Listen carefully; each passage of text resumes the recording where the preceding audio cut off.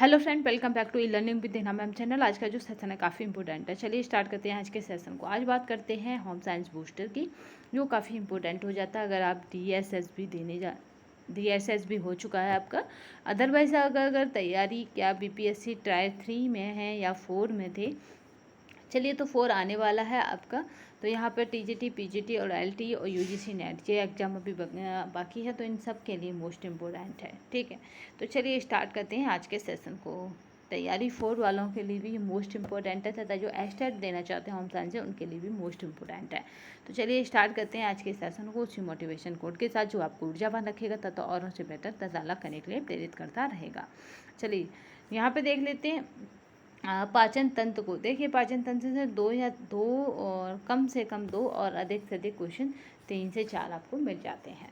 तो चलिए यहाँ पे पाचन तंत्र के बारे में बात कर लेते हैं तथा पाचन तंत्र से बनने वाले क्वेश्चनों को भी हम आने वाली श्रृंखला में देखेंगे।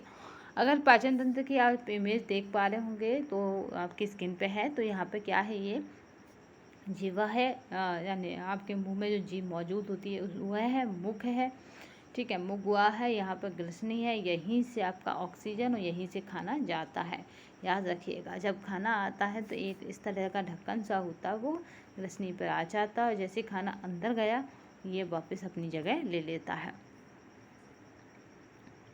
तभी तो बहुतों को खाना खाते समय बात करने पर क्या होता है, टसा लग जाता है, क्योंकि ऑक्सीजन भी उसी से जाता है, खाना भी उसी से जाता है।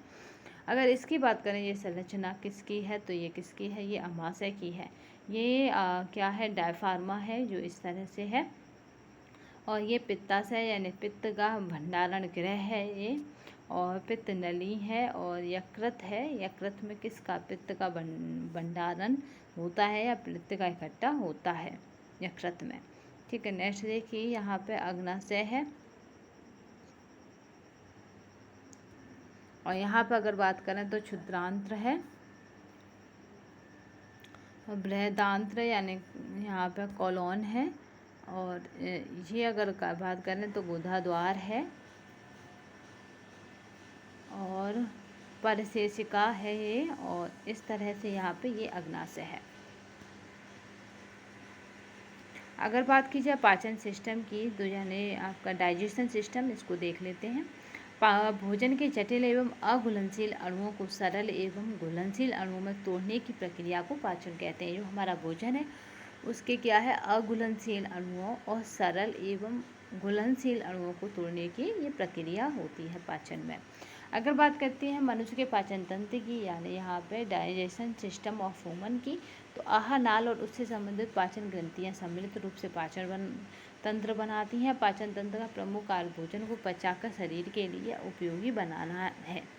पाचन तंत्र को मुख्यतः 2 भागों में विभक्त किया गया, आहार नाल और संबंधित ग्रंथियाँ। आहार नाल की अगर बात करें तो एलिमेंट्री कैनल है, और संबंधित ग्रंथियाँ की बात करें तो एसोसिएटिव ग्लैंड्स है। तो ये काफ़ी इम्पोर्टेंट हो जाते हैं। आहार नाल की यहाँ पे बात की जाती है तो कैसा होता है, ये मनुष्य का आहार नाल लगभग पूछा जा चुका है एक एग्जाम में, तो 12 मीटर लंबा होता है। आहार नाल मुख से आरंभ होकर मलद्वार तक फैली हो रहती है, यानी ये खाने की जगह से आरंभ होकर जहाँ से आप फ्रेश होने जाते हैं वहाँ तक की लंबाई को क्या बताया गया है, 12 मीटर बताया गया है।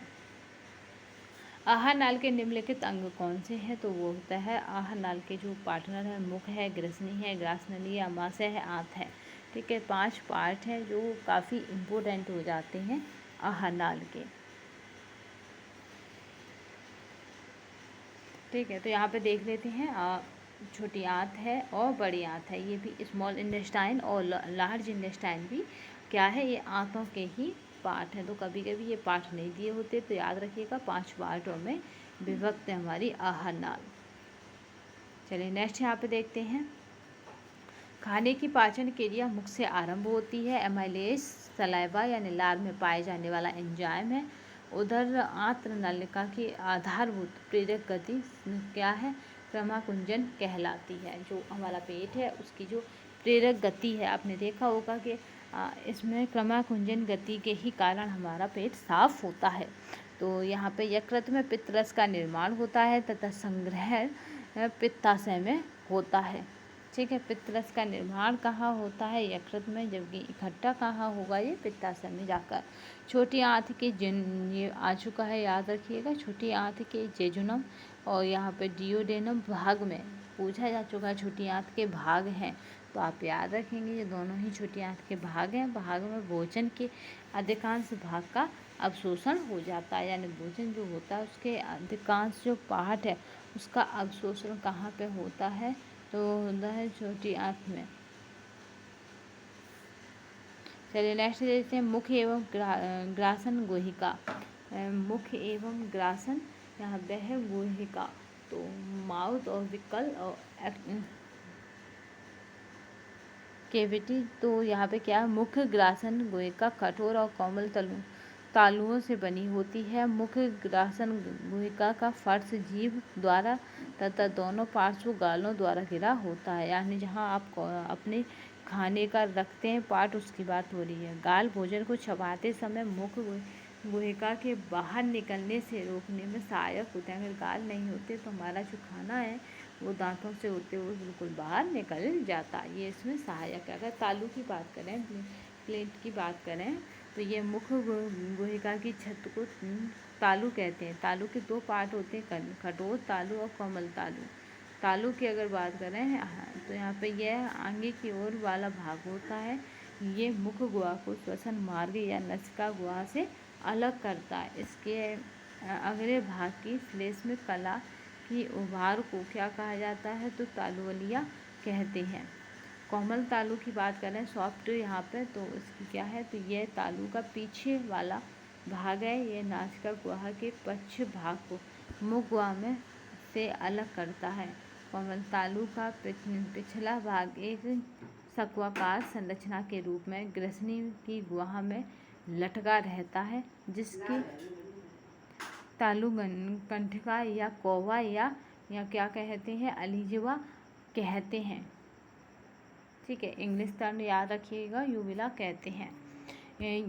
जो अलीजवा है, दांतों द्वारा पिसे हुए भोजन को निगलते समय अंतः नासिका रंध्रों को बंद करके नासिका गुहाओं में भोजन के प्रवेश को रोकने का कार्य करती है। जो मैंने बताया था कि आपका ऑक्सीजन भी उसी से जाता है और भोजन भी, तो ये उसी को रोकने का कार्य करती है। तो आज की श्रृंखला में हमने देखा पाचन तंत्र के कुछ महत्वपूर्ण फैक्टों को। आने वाली श्रृंखला में हम रखेंगे पाचन तंत्र से रिलेटेड, यहाँ से जीभ से शुरू करेंगे, टंग से, और आगे के प्रोसेस को देखेंगे पाचन तंत्र के को। तो आज की श्रृंखला में बस इतना ही। नेक्स्ट सेशन में फिर मिलेंगे, तब तक के लिए धन्यवाद। वंदे मातरम, जय हिंद।